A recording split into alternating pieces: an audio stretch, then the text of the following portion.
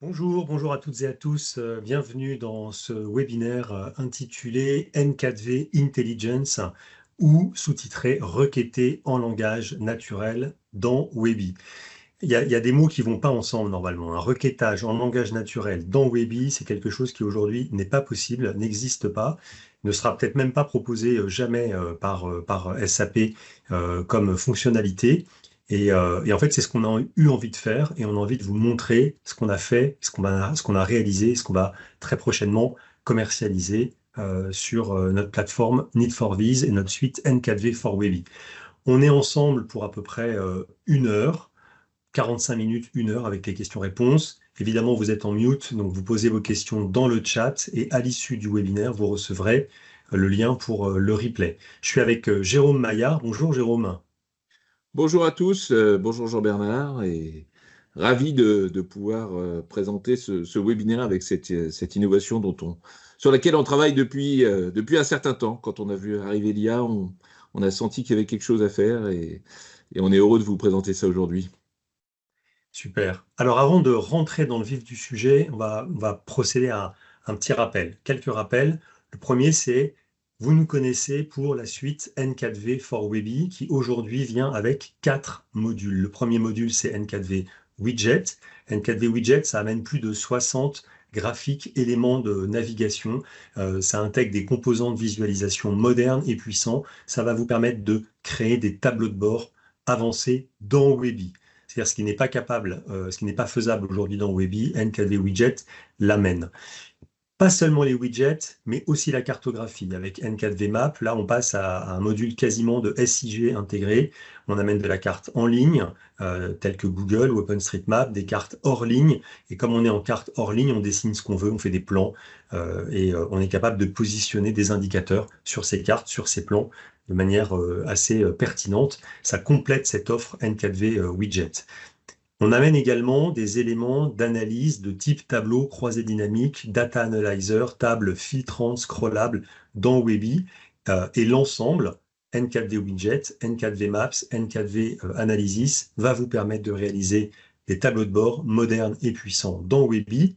Et on va vous permettre également, avec le quatrième module qui s'appelle N4V Publisher, on va vous permettre de sortir ces rapports de Webi et de les consommer en dehors de Webi. Ça va s'adresser à des personnes qui ne veulent pas rentrer dans Webi ou qui n'ont pas de licence Business Object pour pouvoir consommer des rapports, ou s'adresser à des personnes qui sont en dehors de l'organisation, sur des portails clients par exemple. C'est très utile. Et en fait, on s'est posé la question, comme Jérôme le dit, il y a quelques temps déjà, quand l'IA arrive, hein, au moment où ChatGPT fait son explosion, on se pose cette question, et si on pouvait dialoguer avec Webi en langage naturel, ce serait quoi? Ce serait pour quel bénéfice? Ça s'adresserait à qui? Ça ressemblerait à quoi? On a réfléchi à ces questions, on a développé, et on est prêt à vous présenter cette innovation qui s'appelle N4V Intelligence. Alors, on a la BI 2025, on a la BI 2027, on sait que la BI 2029 est sur les rangs et va arriver. Nous, on vous propose déjà la BI 2050, si vous voulez, à partir de cette année. C'est vraiment la next generation de Webi avec de l'IA complètement intégrée. L'idée qui est derrière, c'est d'oublier complètement la façon dont vous travaillez et de travailler en requêtage en langage naturel. Vous allez pouvoir poser des questions à Webi. Montre-moi les ventes par région ce trimestre. Donne-moi le nombre de qui correspond à de telle année. Et Webi va aller, le N4V Intelligence va aller générer grâce à l'IA une requête Webi. Ça va s'adresser par exemple à un contrôleur de gestion qui souhaite préparer un rapport de performance. Ça va s'adresser à des gens qui se posent des questions de temps en temps, mais qui n'ont pas forcément la maîtrise de Business Object, mais qui peuvent avoir la maîtrise de leur univers. Ils connaissent bien leur univers de données, mais pas forcément BO. Ça va permettre de démocratiser l'accès à la création de rapports, d'accélérer les analyses ponctuelles, sans faire appel aux sachants en matière de requêtes. Donc on va pouvoir vraiment démocratiser l'usage de Business Object à l'intérieur de l'entreprise ou de l'organisation. Ça, c'est le premier module, requêtage en langage naturel. Et le deuxième module que l'on va vous montrer, c'est la recommandation de graphique. Ah oui, parce qu'une fois qu'on a récupéré des données, qu'on a des tables Webi, qu'on les ait faites avec l'intelligence artificielle ou qu'on les ait faites naturellement et normalement, bien, des fois, on est un peu perdu sur quel graphique utiliser, comment est-ce que je peux créer mon tableau de bord de manière plus facile, plus intelligente, plus créative.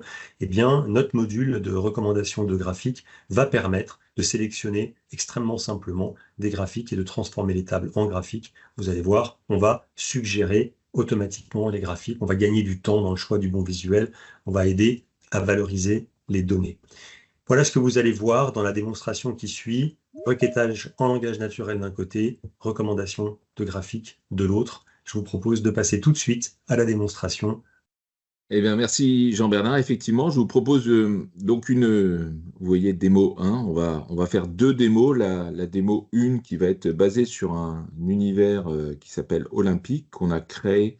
Enfin, c'est un consultant de chez nous qui l'a créé lorsque les JO de Paris ont eu lieu. Donc, je vous remets un peu dans le contexte de façon à ce que vous puissiez appréhender les données et comprendre. Et puis, c'est quelque chose qui parle à tout le monde. Hein. Tout le monde, enfin, tout le monde ou presque, a suivi les JO de Paris l'an dernier. Donc, ça, c'est des données qui parlent bien. Puis après, on verra une démo sur eFashion que vous connaissez plus. Je vous propose sans plus attendre de commencer.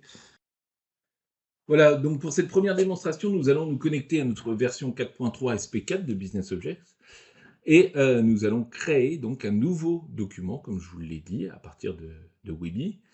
Et ce premier document, on va donc ne pas avoir à choisir de source de données pour la simple et bonne raison qu'on veut utiliser une NKV intelligente qui ne requiert pas la sélection à ce niveau-là.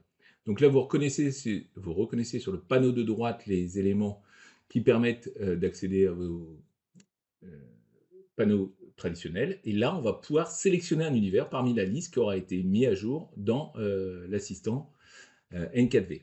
Donc, on va démarrer la conversation et vous voyez qu'on a déjà un premier panneau qui vous dit le nombre d'objets dans l'univers, qui vous dit à quoi sert N4V Intelligence et qui vous propose des questions par défaut. Donc, vous pouvez les choisir, ça permet à l'utilisateur de comprendre ce qu'il va pouvoir faire. Là, on va utiliser une fonction qui n'est pas forcément très attendue, mais qui est très utile, c'est de pouvoir interroger les données de l'univers. Donc moi, j'ai besoin de connaître les objets géographiques dans cet univers. Donc je lui demande, hein, donc en langage naturel, de me lister les objets géographiques que je peux utiliser. Donc j'envoie ma requête. Et donc la requête va partir sur le serveur NKV Intelligence. Et pendant ce temps-là, je peux mettre à jour mon rapport, je peux faire des opérations si j'en ai le besoin. Donc là, je vais attendre ma réponse et je vais pouvoir décrypter la réponse. Donc là, il me dit voici les objets disponibles dans votre univers géographique, continent, country, etc., etc. Donc il a bien identifié tous les objets qui avaient un caractère géographique. Il me propose de créer la requête avec ces objets-là. Et moi, comme j'ai envie de connaître quelles sont les données, je vais tout simplement créer la requête de façon à voir s'afficher les informations. Donc vous avez vu que là, on n'a pas utilisé une requête en langage naturel, mais on a été capable de générer une information pour l'utilisateur.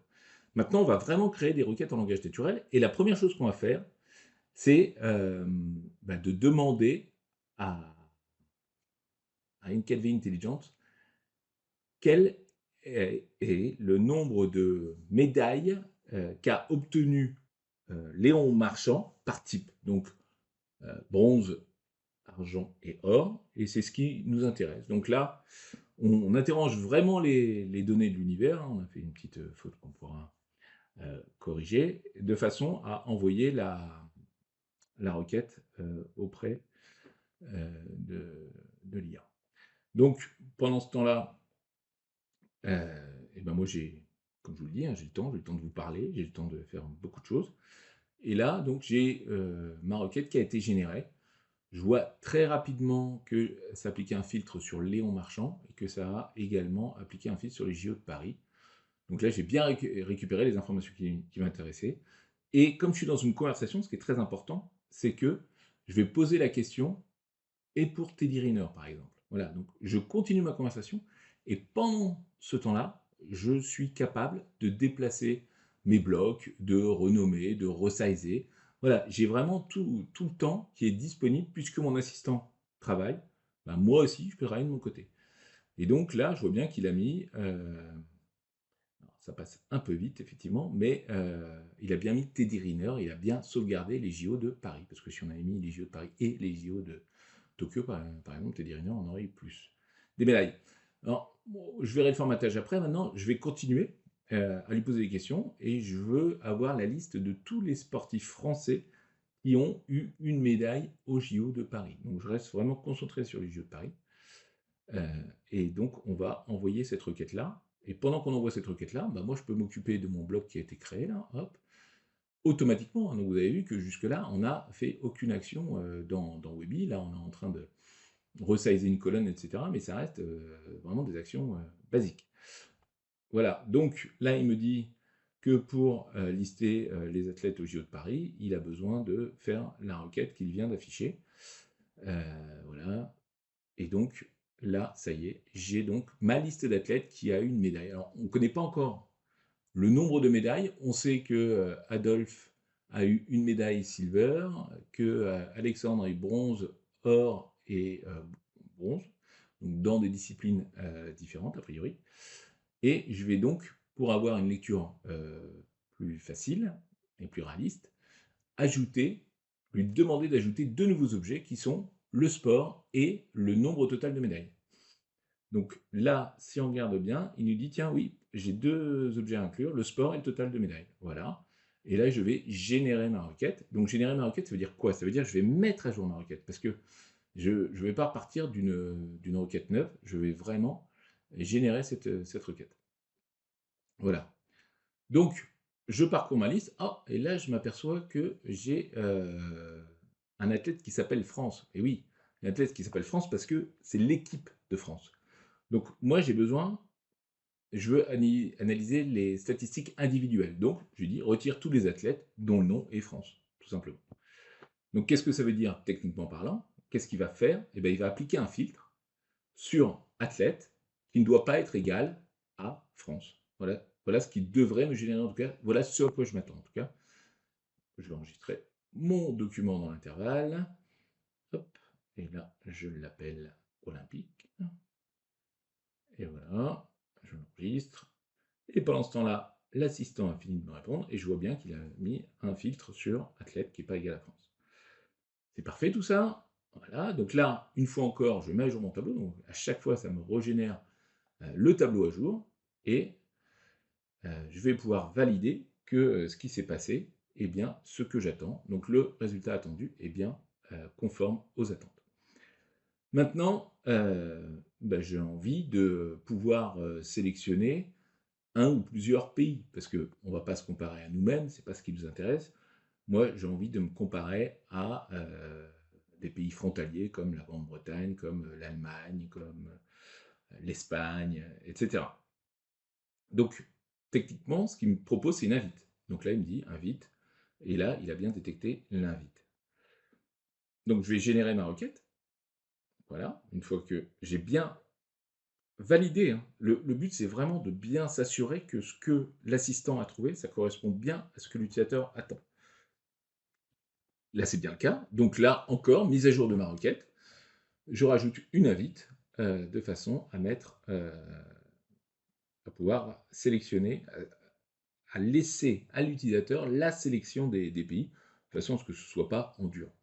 C'est quand même mieux quand c'est pas figé dans le marbre et que chaque utilisateur qui pourrait utiliser la requête ensuite puisse saisir ses propres données. Donc là, voilà, j'ai mis ma liste de pays, on l'avait préparé, comme ça va un peu plus vite. Voilà, et là, ça y est. J'ai donc mes données qui s'affichent avec, je vois Italie, Grande-Bretagne, France, Espagne, etc., etc. Et là, en faisant défiler les pages, je vois que j'ai le même problème que la France. L'Allemagne a elle aussi gagné des médailles par équipe. Donc je vais dire, on retire tous les athlètes dont le nom est dans la liste que j'ai saisie précédemment. Donc on va ajouter cette liste et je vais envoyer. Donc là encore, ce que va faire l'assistant, c'est qu'il va appliquer un filtre qui va permettre de retirer toutes les médailles qui auront pu être gagnées par équipe. Donc voilà ce qu'on a demandé à l'assistant, qui nous le retourne, et là je vois bien que ma liste est complète. OK, donc je génère à nouveau ma requête, donc la mise à jour de la requête et régénération du tableau pour avoir les données à jour. OK, voilà ce qu'on va faire. Hop, maintenant je peux actualiser, il a gardé en tête les derniers éléments. Et je peux valider que la page 3 à la page 4, je n'ai plus l'Allemagne. Si jamais il y a eu d'autres pays qui ont été retirés avant, on va quand même reculer d'une page. Voilà, donc là, on voit que mes données sont correctes. Je n'ai plus les sports par équipe, c'est parfait. Maintenant, ce qui m'intéresse, j'ai en vision de faire un graphique, d'appliquer un graphique. Parce que les données tabulaires, c'est bien, mais c'est quand même pas très exploitable.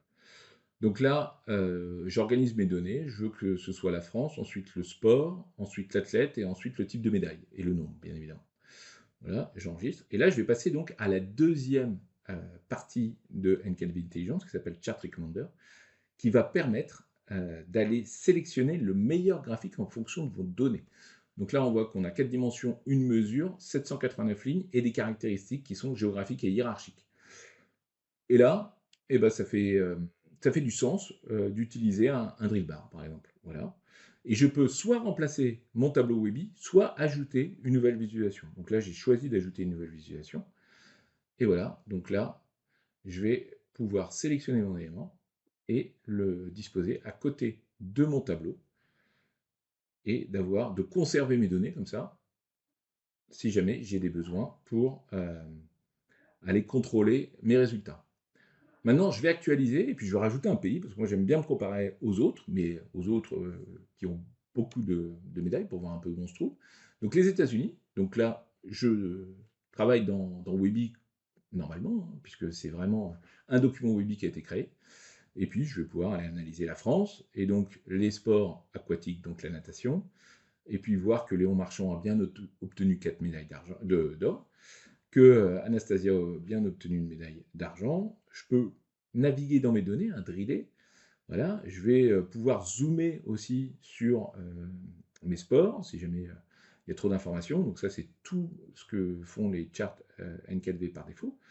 Et puis, je peux aller voir pour les États-Unis. Et là, je vois qu'eux ont eu 10 médailles par équipe. Et je peux aussi voir la meilleure nageuse, Cathy Ledevic, qui a eu 2 médailles d'or et une médaille de bronze. Voilà, tout ça très très simplement en utilisant les composants N4V. Maintenant, je vais vous montrer ce que ça a créé réellement. Donc ça a créé la première requête, donc qui était plus une requête informative avec les dimensions géographiques. Ça a créé la requête pour les scores de Léon Marchand, la seconde requête pour Teddy Riner, et la dernière requête qu'on a créée au fur et à mesure de notre conversation. On est parti avec pas de médaille, et puis après on a ajouté un nombre, une sélection sur le pays, on a supprimé des athlètes dont le nom. Donc voilà, ce que je propose, voilà. Donc, démo numéro 2, ce qu'on va faire, c'est encore une approche un peu différente. C'est, on va se baser sur Efficient, vous voyez. Donc là, on lance notre requêteur Webby favori. Donc on est toujours en 4.3 SP4. On ne choisit toujours pas de source de données. On va sélectionner, pour ceux qui n'étaient peut-être pas là au tout départ, on va aller voir dans N4V Intelligence. Mais là, ça ne va pas être possible. Je vais reprendre la main. Ouais, reprends la main, s'il te plaît. Hop. Parce que là... Du partage, on va voir si ça pose moins de problèmes. Ouais, il y a un truc sur mon... Il y a un truc sur mon PC qui ne lui plaît pas. Oui. Je pense que vous voyez l'écran, et donc là, on est en train de ne pas choisir de source de données. Voilà, exactement. Donc, on ouvre à nouveau le panneau N4V Intelligence, et là, on va pouvoir démarrer la conversation. comme tout à l'heure, comme vous l'avez vu tout à l'heure, hein, on a un résumé de l'univers sur lequel on se trouve, on dit à l'utilisateur ce qu'on peut lui apporter comme aide, et on va être capable de, comme tout à l'heure, hein, et c'est encore à votre main, hein, quand vous avez le produit, de poser les questions qui sont intéressantes. Moi, je vais commencer par une première chose, comme je vous l'ai dit, c'est de lui demander, à partir des données, à partir de ce qu'il connaît de mon univers et des métadatas, ben moi, je veux créer un tableau de bord. Voilà. Mais je veux créer un tableau de bord des ventes, des magasins et des produits. Donc, ce qui va m'intéresser, c'est quelle analyse NKV Intelligence va pouvoir me suggérer. Donc, je lui pose vraiment la question comme ça. Et là, j'envoie ma question. Et comme j'ai un peu de temps, je vais en profiter pour organiser mon, mon tableau, mon document. J'enregistre. OK. Donc, je me mets dans mes dossiers personnels. Je lui donne un nom. Un tableau de bord des ventes. OK. Ça, c'est parfait. Hop. Et puis, donc, j'enregistre mon document. Pendant ce temps-là, l'IA m'a répondu, et elle m'a répondu quoi? Elle m'a répondu beaucoup de choses, hein. Vous voyez que c'est très verbeux. Donc là, il me propose plusieurs types d'analyses. Une analyse des ventes par produit, une analyse temporelle des ventes. Il me propose 6 analyses en tout, hein. Donc c'est quand même vraiment très intéressant. Et il me propose même de générer la requête avec tous les objets qui permettraient de la constituer. Mais moi, ce qui m'intéresse tout de suite, c'est pas du tout de pouvoir faire ça. Je vais le faire déjà en 2 temps. Moi, je souhaite analyser dans le temps, mais en ayant une invite, donc qui va me permettre de sélectionner une ou plusieurs années. Donc, ce que je lui dis, comme je suis dans une conversation, c'est je souhaite pouvoir sélectionner une ou plusieurs années pour toutes les requêtes que nous allons créer. Donc, ça, c'est une information que j'envoie à NKV Intelligence qui va conserver de façon à dire ben, maintenant, dans toutes les requêtes que l'utilisateur va me demander, il faut obligatoirement que j'ajoute, tant qu'il ne me dit pas le contraire, parce que si je lui dis d'arrêter, il va arrêter. Donc là, je vais lui dire analyse des ventes par magasin. Vous voyez, je fais un copier-déplacer et j'envoie la requête. Donc je lui dis pas, s'il te plaît, crée-moi. Non, non, je lui donne juste l'analyse qu'il m'a proposée et je lui dis maintenant, crée-la moi. Donc là, on est vraiment dans une assistance qui est assez évoluée, parce que c'est vraiment l'intelligence artificielle qui a permis de trouver cette analyse et qui va me permettre maintenant de la créer. Donc là, comme d'habitude, il me rappelle bien comment il a réfléchi. Donc moi, je valide. Donc là, je vois le nom du magasin, le chiffre d'affaires, etc. Les objets sont cohérents. Je génère ma requête. Si je ne suis pas d'accord, je lui dis et je fais évoluer la requête. Bien évidemment, comme tout à l'heure, on a une requête avec des invites. Donc moi, ce que je vais faire, c'est que je vais sélectionner les valeurs qui m'intéressent, et voilà. Et donc là, j'ai créé ma première analyse. Super. Donc maintenant, je remonte là, j'aurais pu copier les différents indicateurs qui m'intéressaient, mais performance des produits. Voilà. Donc là encore, je prends l'information, je la déplace, et pendant ce temps-là, j'en profite pour sauvegarder mon document, le réorganiser. Je peux changer des colonnes d'emplacement, etc. Si je trouve que c'est pas forcément dans le meilleur ordre, etc. Et puis je vais voilà, donc là je change l'année et je la mets en premier. Et puis là, il a fini de me répondre. Comme tout à l'heure, il me répond, je valide ma réponse. Si ma réponse est cohérente, eh bien, je génère la requête. Voilà. Et voilà. Donc, là, le tableau est créé. Le tableau est créé vide, forcément, puisque, là encore, il y a une invite. Donc, il me demande de rafraîchir avec les données. Sachant que moi, j'ai toujours un peu de temps, je me dis, bah, je vais lancer la 3e analyse. Pendant ce temps-là, je peux réorganiser, je peux travailler dans mon document. Moi, je vais laisser travailler l'IA, et le temps que j'ai de libre, soit je le travaille sur le document, soit j'ai une recherche à côté, mais j'ai vraiment ce temps à disposition, puisque c'est mon assistant qui travaille. Voilà. Donc, ok, là on peut changer effectivement, mettre l'année, la catégorie, la description. Ça fait du sens. Il m'a répondu sur ma troisième analyse. Je génère à nouveau la requête. La requête, donc ça crée automatiquement le tableau toujours dans Weeby. Et je vais pouvoir prendre le tableau et aller le déplacer sur la droite. Ok, encore un petit peu. Voilà. Hop, et là, je suis plutôt bien. Impeccable. Donc là, pour les données, toujours la même chose. Et maintenant, je prends l'analyse par taille de magasin. C'est quand même intéressant de pouvoir voir quelle est l'impact de la taille d'un magasin sur mon chiffre d'affaires, mes quantités vendues, etc. Est-ce que plus le magasin est gros, plus je vais vraiment faire de chiffre d'affaires, etc., etc. Donc, j'en profite pour réorganiser mon document pendant que NKV Intelligence travaille et me renvoie la réponse. Et là, je vois bien que j'ai Salesforce Size Group. Donc, là encore, hein, tous les objets de l'univers sont en anglais. On n'a absolument rien traduit. C'est l'IA qui permet de faire la traduction entre ce qu'on lui demande en français et l'information qu'elle a avec des noms d'objets qui sont en anglais. Donc, je viens placer mon dernier élément ici. Voilà. Et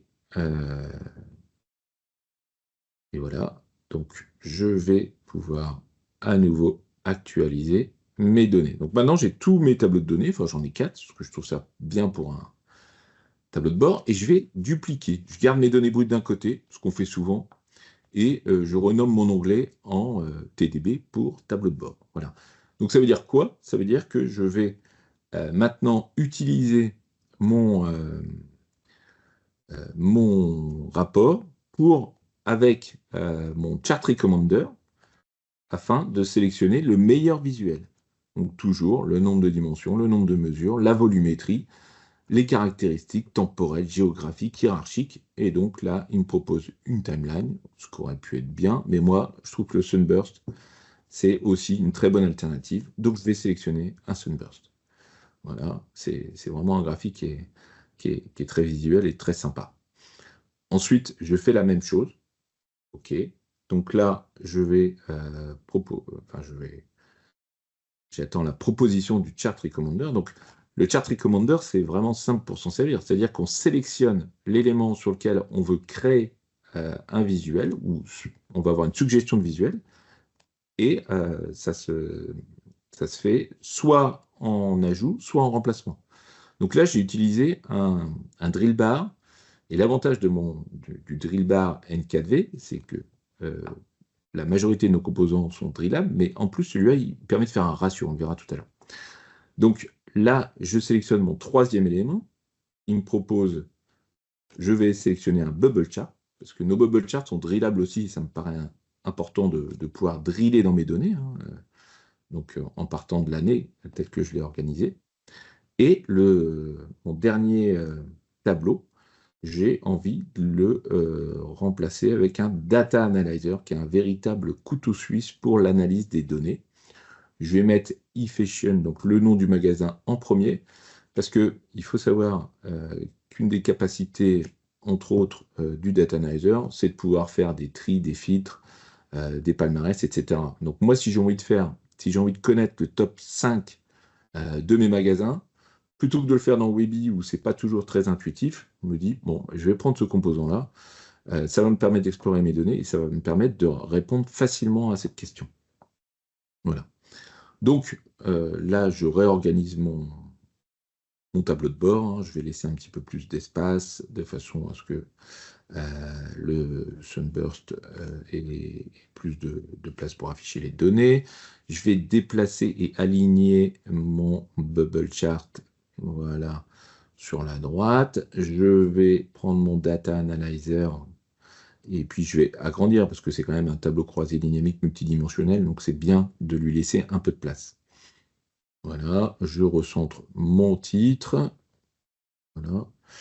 Maintenant, ce que je vais faire, c'est que je vais interagir avec mes éléments. Donc, je peux passer en mode plein écran. Ça, c'est valable pour tous les composants N4V. Je vais rajouter le chiffre d'affaires parce qu'en fait, mon top 5, je veux le faire sur le chiffre d'affaires, je peux le faire également sur la quantité vendue. Et là, ce qui m'intéresse, c'est de le faire sur cet indicateur-là. Donc, vous voyez, c'est très simple. Je sélectionne top le nombre, je sélectionne mon indicateur et en 2 temps, 3 mouvements, tout est fait. Et je peux facilement aussi ajouter une partie graphique sur la gauche de mon composant ou sur la droite ou en dessous, peu importe. Vous voyez le bubble chart, je drill, vous voyez, très facilement. Et je vois tout de suite quels sont mes meilleurs produits. De la même façon, dans le Sunburst, vous voyez la capacité à driller. Et là, ce que je vous avais dit, on a pris le sales revenue et la quantité vendue. Donc, il a fait le ratio des deux. Donc, je peux voir là où j'ai le prix de vente le moyen, le plus important. Et je vois que c'est dans l'Illinois et que c'était en 2015 que j'avais le prix de vente le plus important. Voilà. J'espère que ça n'a pas été trop vite, que vous avez pu apprécier cette démonstration. Je veux juste dire que euh, on a créé ce tableau de bord. Donc, on est vraiment parti d'une question posée à Encadve Intelligence, a suggéré 4 analyses. Il nous a fallu 10, 12, 15 minutes de façon à créer ce tableau de bord. Voilà. Euh, Voilà ce qu'on est capable de faire avec ce produit et comment on est capable de mutualiser, enfin pas de mutualiser, mais de se laisser assister pendant que nous aussi, on peut agir sur le rapport Webby. Et je trouve ça vraiment une grosse avancée et quelque chose de très productif. Voilà, je vais repasser la main à Jean-Bernard. Je vous remercie et puis je vous retrouve pour la séance de questions-réponses. N'hésitez pas, on est vraiment là pour répondre à toutes vos interrogations. Alors, tu vas voir, Jérôme, pendant que tu as fait cette démonstration, il y a une pluie de questions Ah oui, qui est tombée dans effectivement. le chat, voilà, que j'ai copié-collé dans les slides. Donc, on va voir les questions tout à l'heure. On va essayer d'y répondre à toutes. Ce que vous avez vu là, c'est vraiment ces deux premiers modules de N4V Intelligence. La première, c'est génération de requêtes Webby via le langage naturel. La deuxième, c'est la recommandation automatique de graphiques. Les avantages que nous y voyons, c'est qu'on est sur une proposition 100% intégrée à l'interface Webby, donc c'est vraiment facile pour les utilisateurs. Ça rend plus que jamais Business Object moderne et comparable à ce que peuvent faire les meilleurs de la concurrence en matière de BI. Sauf que les meilleurs de la concurrence, ils n'ont pas la couche sémantique, ils n'ont pas les univers, et ils n'ont pas le reporting opérationnel tel que BO le propose aujourd'hui. Donc avec l'ensemble de ces modules-là, je pense qu'on atteint vraiment le meilleur des deux mondes. Jérôme l'a dit rapidement, mais en fait, c'est à la fois ouvert à tout le monde et en même temps, c'est maîtrisable sur qui a le droit d'accéder ou pas à l'intérieur de BO à ces fonctions d'IA pour pouvoir maîtriser un peu le périmètre. On est dans un assistant, dans un agent conversationnel. Donc, il n'y a pas besoin d'être expert. Il y a besoin de connaître ces données, hein, mais c'est exactement comme quand on utilise l'IA. Il faut savoir ce qu'on cherche pour pouvoir poser les bonnes questions avec le bon niveau de contexte et donc être capable d'analyser la proposition de réponse de l'IA et peut-être reformuler sa question s'il y a besoin de modifier les choses. Et c'est tout l'intérêt d'un agent conversationnel. Grâce au temps d'existence de Business Object, plus de 30 ans d'existence, il y a une richesse historique de Webby sur le web qui garantit la pertinence de la conversation. Notamment, on ne l'a pas montré, c'est une des questions qui a été posée sur est-ce qu'on peut avoir des formules pour créer des variables.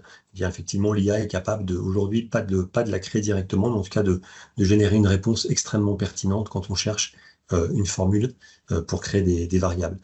On a voulu une proposition orientée métier qui apporte de l'autonomie, qui permet de désengorger la DSI.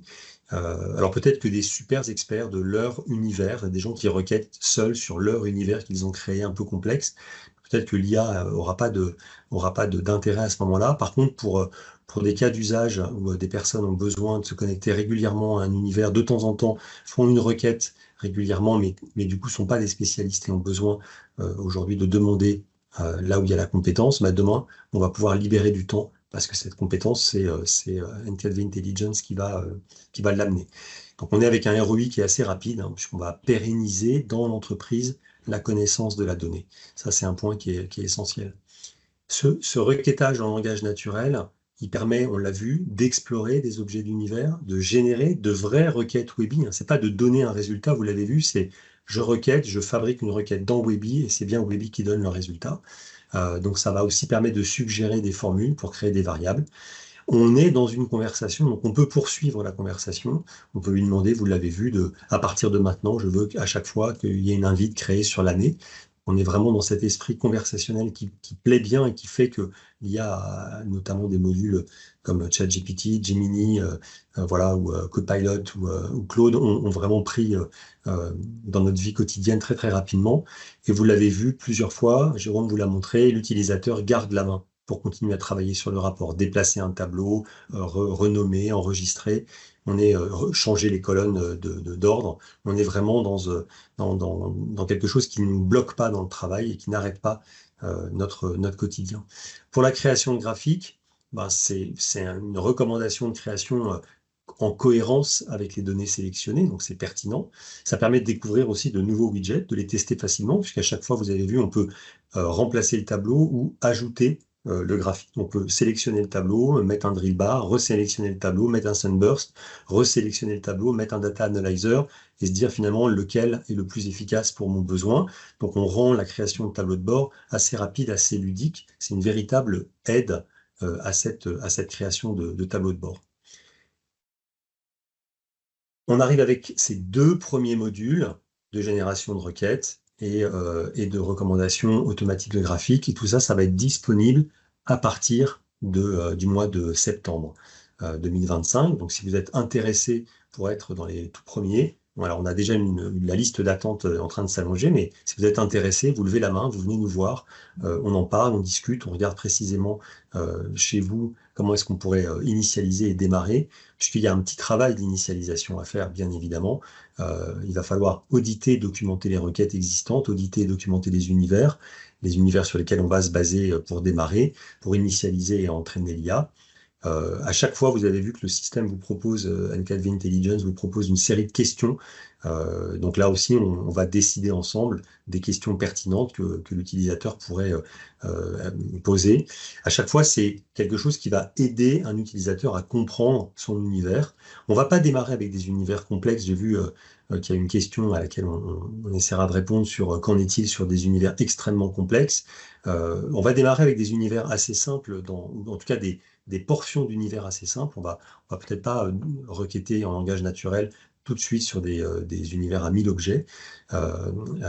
Mais petit à petit, en fait, l'IA, elle fait des avancées tellement phénoménales chaque semaine et chaque mois qu'on va assez rapidement faire grossir l'ensemble du dispositif. Ce qu'on a besoin de démarrer pour que ce soit validé chez vous, c'est de trouver les bons univers, les bonnes tailles de population et de démarrer à démocratiser l'IA dans vos entreprises sur le requêtage. On est vraiment dans cette croyance chez Need4Viz que Webby, c'est la plateforme de reporting opérationnel qui a jamais été égalée. Et cependant, encore aujourd'hui, il y a deux fonctionnalités qui manquent pour pouvoir conserver la préférence des utilisateurs. C'est la data vise avancée. Et ça, c'est un manque depuis très longtemps. Et c'est l'IA intégrée. Ça, c'est quelque chose qui n'existe pas et qui n'est pas dans le cahier des charges actuel. Chez Need4Viz, on vient combler ce manque, ces deux manques, avec d'un côté N4V for Webby, les 4 premiers modules que nous vous avons présentés, et puis enfin avec N4V Intelligence. N4V for Webby, avec ces 4 premiers modules, couvre ses besoins de création et de diffusion de dashboards modernes et puissants pour tous, même en dehors de Webby. Et N4V Intelligence, le 5e module, s'adresse à tous les utilisateurs en simplifiant radicalement l'utilisation de Webby, en vous permettant de dialoguer avec Webby en langage naturel pour créer des requêtes et des tableaux de bord automatiquement. Voilà, l'ensemble de ces 5 modules constitue N4V for Webby à partir d'aujourd'hui. Il y a eu des questions qui ont été posées sur est-ce qu'il faut les 4 pour avoir le 5e, est-ce que le 5e peut être disponible seul? Oui, toutes les combinaisons vont être possibles en fonction de vos besoins. On y répondra dans des discussions les uns avec les autres. Si vous souhaitez découvrir les 4 premiers modules, donc l'ensemble des graphiques, l'ensemble des cartes, l'ensemble des data analyzers et autres tableaux croisés dynamiques, plus la capacité de N4V Publisher, scannez ce QR code, mettez dans un bookmark need4viz.com/N4VPublisher/home, et là on vous a exporté au format HTML l'ensemble de nos composants et des exemples de tableaux de bord qui ont été créés dans Webi et que l'on rend disponibles en dehors de Webi grâce à N4V Publisher et qui à chaque fois se remettent à jour lorsque le rapport Webi est mis à jour par une planification ou une publication. Ça, c'est un module qui est extrêmement puissant. Et pour vous permettre de créer des tableaux de bord encore plus efficaces et encore plus rapidement, notre 5e module, N4V Intelligence. Nous serons à Lyon cette année, les 8 et 9 octobre 2025, à l'USF, où on montrera, dans le cadre d'un atelier Rex, N4V Publisher vraiment à son utilisation la plus industrielle possible. C'est l'UGAP qui viendra nous présenter un cas d'usage absolument incroyable. Et puis on sera également sur notre stand pour vous démontrer pendant ces 2 jours N4V Intelligence en live, en direct sur des univers. On ira poser des questions, on ira tester cette solution. Voilà ce qu'on voulait vous dire ce matin. On arrive aux 45 minutes de webinaire. Et si vous avez encore un peu de temps, restez avec nous pour qu'on puisse répondre aux questions que vous avez posées et qui sont nombreuses. Alors, j'ai mis les questions les unes à la suite des autres. Donc, Jérôme va pouvoir y répondre. Donc, c'est vrai qu'il y en a qui sont redondantes. Donc, on ne répondra pas plusieurs fois la même question. Mais en tout cas, on va démarrer avec cette première question dans l'ordre qui était: est-ce que c'est uniquement basé sur des univers? Exactement, très bonne question. Donc aujourd'hui, nous sommes uniquement basés sur des univers. Oui, on s'est vraiment basé sur ce que BO avait de mieux depuis sa création, donc les univers qui sont la couche sémantique qui permettent de faire une super interface entre c'est ce qui a fait le succès de BO, hein, cette couche sémantique qui fait l'interface entre la base de données et l'utilisateur. Et là, on rajoute une deuxième couche qui vient assister l'utilisateur entre les deux. Donc pour le moment, c'est que sur des univers. J'ai vu passer des questions sur peut-être du BW, du HANA. C'est des choses qu'on pourra étudier par la suite. Oui, c'est des choses qu'on a en tête. Aujourd'hui, on a quand même beaucoup d'univers, donc on est parti sur les univers. L'IA est-elle capable de requêter sur du multi-univers avec Fusion? Donc l'IA est capable de requêter sur du multi-univers dans le sens où vous allez sélectionner par exemple eFashion et puis un Olympique, même si on prend ce qu'on vient de voir. Hein. Par contre, les fusions, non, elles seront à la main de l'utilisateur. Comme l'a dit Jean-Bernard, aujourd'hui, on pose une première brique sur cette assistance à l'utilisateur via l'IA. On est plus que confiant, on est sûr que ça va encore évoluer et très très vite. On le voit toutes les semaines, les évolutions de l'IA. Donc on va avoir des capacités qui vont s'ouvrir au fur et à mesure du temps. Donc effectivement, c'est capable d'aller vraiment plus loin. Est-ce que c'est un module N4V Intelligence à part entière à côté des 4 modules existants ou bien est-ce transversal? Eh bien, N4V Intelligence s'intègre naturellement dans l'offre N4V traditionnelle avec les 4 piliers que vous connaissez, donc ça devient le 5e. Et effectivement, on va avoir une offre N4V Intelligence pour les gens qui n'ont pas besoin de faire plus de data viz dans Webi. Donc, il y aura bien une offre dédiée N4V Intelligence seule. Alors, comme tout IA, la sémantique des champs est-elle importante ou la détection des types de données se fait différemment? Il n'y a pas de magie. Donc, effectivement, il faut que, pour vous donner une petite idée, on se base sur les univers, mais on n'interroge pas les univers en direct. On fait une extraction des univers et des descriptions des objets. Donc, on a besoin d'univers qui soient bien documentés pour pouvoir utiliser N4V Intelligence. Et, comme l'a dit Jean-Bernard ensuite, on utilise aussi l'existant. L'avantage de BO, c'est qu'il y a un existant qui est très fort. Donc, vous avez des documents qui sont déjà basés sur ces univers. On va utiliser toute la matière à disposition pour sélectionner. Peut-être qu'il y a des objets dans les univers qui ne sont jamais utilisés, qui sont des objets techniques et qui ne font pas de sens. Donc voilà, on va vraiment mettre à disposition ce qui est nécessaire. On va auditer toutes les requêtes Webi qui font du sens qui sont certifiés, entre guillemets, tamponnés, en disant telle requête donne tel résultat, et on alimente l'IA avec toutes ces données. Ce que je veux dire hein, très rapidement, c'est que là, j'ai entendu parler, c'est des univers de formation, c'est des univers faciles. C'est vrai.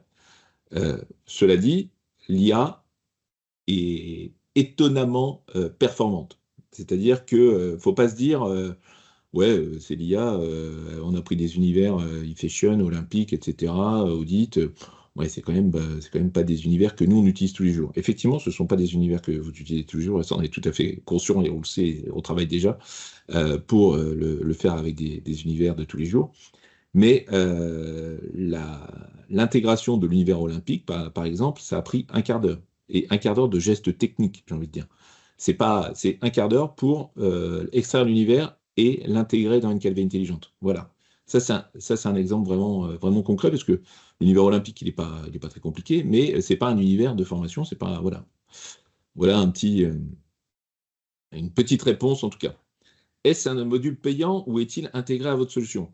Alors, deux réponses. C'est un module qui sera intégré à notre solution quand vous en ferez l'acquisition, donc pour les personnes qui feront l'acquisition de N4V.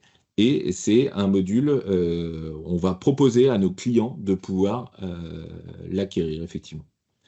Voilà. Donc, enfin, surtout nos clients qui sont intéressés, n'hésitez pas à revenir vers nous de façon à ce que on puisse vous expliquer, vous en dire plus sur le mode de commercialisation. Et vous aussi, non clients de NKLV, bien évidemment, revenez vers nous et on sera vraiment très, très heureux de partager avec vous. Ça ne vous engage absolument à rien, mais nous, on sera heureux de discuter avec vous sur les capacités de l'outil et sur sa tarification. Les feeds se font-ils au niveau de la requête ou du rapport? Alors, c'est peut-être une question qui a été posée avant qu'on le monte, mais ça se Oui, fait au niveau du exactement. rapport. Ça se Oui. fait au niveau du rapport, ouais. Sur quelle information champ il s'appuie pour décrire l'univers? Eh ben, c'est effectivement donc le nom de l'objet, s'il est assez parlant, et la description de l'objet. C'est ça qui va faire en sorte que on va être capable de faire comprendre à l'IA ce qu'on utilise, plus les descriptions des univers des requêtes déjà existantes, etc., etc. Voilà, d'où l'importance sur un univers un peu plus complexe de prendre le temps de redocumenter correctement Ouais. pour que l'IA s'y retrouve. Et c'est jamais, en tout cas, du temps perdu de bien repréciser et redocumenter ces requêtes et ces univers. Cela crée-t-il une nouvelle requête par question ou c'est mutualisé en fonction? Bah là, je pense que c'était aussi une question qui a été posée Oui, avant qu'on montre les requêtes et la façon dont c'est fait. Donc, si l'IA comprend que c'est une nouvelle requête, il crée une nouvelle requête. Si l'IA comprend que c'est une modification de la requête sur laquelle on est en train d'avoir cette conversation, c'est donc une modification de la requête. Tout cela est possible seulement sur des univers. Donc là, on a déjà répondu effectivement. Donc pour le moment sur des univers, mais on a en tête de pouvoir le faire sur d'autres sources de données, oui. Quel moteur d'IA utiliser? Eh ben ça, c'est une bonne question parce qu'on avait réussi à pas le dire, mais on n'a rien à cacher. Donc, et je vois une dernière question dans le chat là, donc je vais faire d'une pierre deux coups, qui n'est pas la dernière question à laquelle on va répondre, mais qui est en lien en tout cas. Donc, le moteur d'IA utilisé, c'est du ChatGPT Turbo. Voilà. On a fait un benchmark et c'est celui qui aujourd'hui est le plus efficace. On dit aujourd'hui, et je vais anticiper d'autres questions. Donc, ce n'est pas une installation on-premise, c'est vraiment une installation qui se fait chez nous. On a des serveurs NKV intelligents, donc si vous souscrivez à cette offre, si vous faites l'acquisition de cette offre, euh, vos utilisateurs, donc le navigateur de l'utilisateur, viendra se connecter à NKV Intelligent. Ce n'est pas le serveur Business Objects, c'est vraiment le navigateur qui enverra une requête vers les serveurs NKV Intelligent. Et aucune donnée ne sort. Juste, entre guillemets, des métadonnées, ça on ne peut pas faire moins, mais aucune donnée ne sort. Est-ce souverain, ChatGPT Turbo? Je prends la question. Bah, vous pouvez. Alors, c'est pour ça qu'on dit. Nous, ce qu'on a constaté à date, c'est que c'est ChatGPT le plus efficace. ce qu'on dit et ce qu'on a répété plusieurs fois, c'est que l'IA évolue très vite. On a fait quelques tests sur Mistral. Mistral, aujourd'hui, n'est pas assez performant. Mais je pense que Mistral, dans quelques temps, aura les capacités à, euh, à être utilisé par une 4V intelligente. Donc, voilà. On est dans un monde qui évolue beaucoup. Aujourd'hui, on utilise les meilleurs IA du marché et c'est justement la force de la solution. C'est que des éditeurs SAP, notamment, hein, vous cantonnent à Joule. Nous, on vous cantonne à la meilleure IA du marché. Et vous sélectionnez la meilleure IA que vous pensez, enfin, que vous voulez utiliser. Si vous ne voulez pas utiliser ChatGPT, bah, vous n'utiliserez pas ChatGPT, vous utiliserez Mistral. Après, si les performances ne sont pas là, on vous dira non, n'utilisez pas Mistral, c'est pas la peine. On attend encore un peu et au moment où on sera prêt, alors on ira sur l'IA qui vous correspond le mieux.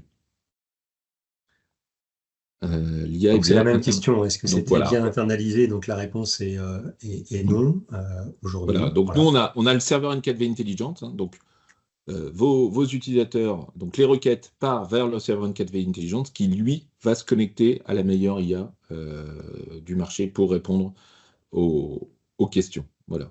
Et là encore, si vous avez une IA particulière et que euh, ça permet de répondre correctement aux questions qui sont posées par les utilisateurs, bah oui, ok, pas de problème.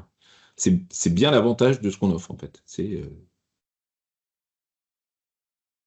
y a encore des questions qui vont arriver, mais oui. Oui, Quel était le oui. prérequis? Uniquement l'univers disponible à l'utilisateur. Est-ce que chaque rapport créé génère une requête ou bien est-ce possible d'avoir une mutualisation de requête si la question ne nécessite pas une nouveau réfléchissement de requête? Voilà, bon, je pense qu'on y a Également répondu. également répondu, oui. Solution est-elle on-premise où le modèle IA tourne sur un cloud? Ben là également, Voilà, cette question on y a répondu. Donc sur a les été serveurs répondue. N4V intelligentes qui sont dans le cloud, oui, exactement. De quelle manière l'IA et donc un point que tu as redit, hein, Jérôme, qui est important, c'est on ne sort pas de données. Voilà. Oui. S'il faut que je suis sur des systèmes de sécurité, de data leak protection soient connectés pour vérifier, pour s'assurer que l'utilisateur pose pas de mauvaises questions, X, Y, Z, tout ça c'est évidemment compatible. Donc en fonction des besoins et des prérequis, y compris, Jérôme, tu l'as dit, de choix d'IA, en fait on peut designer l'outil dont vous avez besoin et qui est compatible. De quelle manière l'IA va s'entraîner sur les données de l'univers? Ouais, donc c'est ce qu'on a dit. En fait, nous, on va mettre à disposition l'univers, on va le documenter, on va documenter toutes les requêtes, etc. Et à partir de ça, on enrichit une base de connaissances. Hein. Donc voilà, il y a vraiment un entraînement qui est nécessaire et qui va faire qu'on aura des réponses très pertinentes. Il y a quelqu'un qui nous demande si on peut voir, on peut regarder l'univers dans l'outil de conception. Ça, c'est moi ce que je vous propose, c'est prenez rendez-vous avec nous et on Ouais, aura le temps de détailler, de vous montrer ouais, exactement avec grand plaisir. Ouais. les dessous des cartes. On vous Ouais. montrera et on répondra à l'ensemble de vos questions de ce point de vue-là. Mais Jérôme, tu l'as expliqué, on part d'un univers, ensuite on documente cet univers-là, on fait une copie de cette documentation. Donc c'est l'univers, il y a rien qui attaque l'univers. Hein. L'IA, elle Non, attaque pas l'univers, elle attaque une base à part qui est ce qu'on a documenté. Ça permet, d'ailleurs, si l'univers, c'est un univers d'éditeur et que cet univers évolue, eh ben, tout ce qu'on a documenté reste documenté puisque c'est une extraction et ça se fait à cet endroit-là. L'IA, le N4V Intelligence va utiliser cette partie-là pour converser aujourd'hui avec ChatGPT. Est-ce que le filtre Paris Olympique avait été déjà créé dans l'univers ou est-ce que c'est lui qui l'a créé? En fait, Jérôme y a répondu aussi, c'est notre base olympique, elle possède les Jeux de Tokyo, enfin, les Jeux de Rio, les Jeux de Tokyo et les Jeux de Paris. Donc effectivement, ces trois filtres qui existent déjà. Mais quand on va chercher la France, quand on va chercher l'Allemagne, quand on va chercher la natation, c'est bien l'IA qui fait son calcul et qui fait ses sommes et qui propose les bonnes requêtes. exactement. Alors, on a répondu à cette question. Hein. Oui. Qu'en est-il avec les univers plus complexes? J'ai répondu, et Jérôme également. Alors, enfin, il y a quelque chose d'intéressant dans C'est l'éditeur, ouais. ouais, des univers éditeurs, grand angle, etc. Bah, effectivement, on va commencer à travailler avec des administrations territoriales qui utilisent ces univers et Et on a pour objectif de pouvoir en faire bénéficier le plus grand monde. Donc, si vous êtes intéressé, si vous utilisez des univers éditeurs qui vous sont fournis, on a vraiment une stratégie à effectivement vous permettre de mutualiser les développements et à faire en sorte que vous puissiez euh, chacun amener votre pierre à l'édifice, mais aussi profiter de ce qui va être fait chez les différentes utilisateurs, chez différents utilisateurs de ces univers. Est-ce qu'on était capable de modifier, était capable de modifier le rapport ou de créer des variables plus ou moins complexes? Donc sur la création de variables aujourd'hui, ben, c'est effectivement la capacité en tout cas, proposer une formule pertinente avec Ouais, un copier-coller. Voilà. voilà. Alors, juste une précision, à date, ça fonctionne vraiment plutôt bien en anglais. En français, c'est un peu moins au point, mais là encore, ça devrait bien s'améliorer. Est-ce qu'il y a une Et version anglaise de ce webinar? Oui, la semaine oui, prochaine. La semaine prochaine, le dans 8 jours, 29, dans 8 jours, le 29 à 17h heure française, on va vous faire une version en anglais de ce webinar. Donc, n'hésitez pas vous pouvez retrouver le lien sur LinkedIn. Sur notre page LinkedIn, le webinaire est annoncé avec le lien d'inscription. Si vous souhaitez, on pourra vous envoyer le lien d'inscription pour cette version anglaise. Euh, À part la nature des données, sur quel autre critère N4V Intelligence appuie-t-il pour calculer les pourcentages de recommandations de visualisation sur le chart recommender? ouais. Donc, on se base sur le type d'objet, donc des dimensions des indicateurs, bien évidemment. On se base sur le nombre de lignes, parce que c'est ce qui va écarter ou intégrer certains graphiques. Et on se base aussi sur des dimensions temporelles, géographiques, hiérarchiques, etc. C'est vraiment l'ensemble de tout ça qui fait que on va proposer le graphique le plus approprié. Progresse dans les questions, on s'avance tout doucement vers les dernières. Merci pour la démonstration. Est-ce que je peux intégrer des données de différentes sources, par exemple Excel ou d'une autre requête? Donc, on a dit aujourd'hui, c'est sur les univers, Ouais. parce qu'on est certain que c'est ça, que c'est la documentation en fait de l'IA, et Mm. c'est sur quoi l'IA peut continuer à apprendre. Donc, aujourd'hui, uniquement les univers. Le niveau de paramétrage pour s'adapter à un univers existant. Alors, UNV ou UNX, oui. C'est une question plusieurs fois. Est-ce que c'est que Ouais. UNV, que UNX? Oui. Et donc, le Les, niveau de les deux. paramétrage, c'est vraiment la documentation et l'audit de l'univers existant pour pouvoir avoir les bons noms et les bonnes descriptions de champs. Est-ce que c'est compatible BO BI 2025? Donc ça, c'est la toute dernière question qui avait été posée. Voilà. La réponse est oui, c'est parfaitement compatible BI 2025, Exactement, ouais. Oui, on a déjà évidemment. une démo prête sur BI 2025, donc ça fonctionne d'ores et déjà. Et c'était la dernière question sur laquelle que j'avais Oui, copié. Il y a d'autres questions sur les coûts, notamment sur les tokens. ouais, Alors oui, exactement. effectivement, quand on se branche à une IA et qu'on a du requêtage, on a une tarification au token. Donc dans notre proposition, on va vous faire une proposition qui nous semble être pertinente de l'ordre d'une centaine d'euros par mois sur des tokens pour vous. Si il y a besoin de moins, tant mieux. S'il y a besoin de plus, on s'adapte.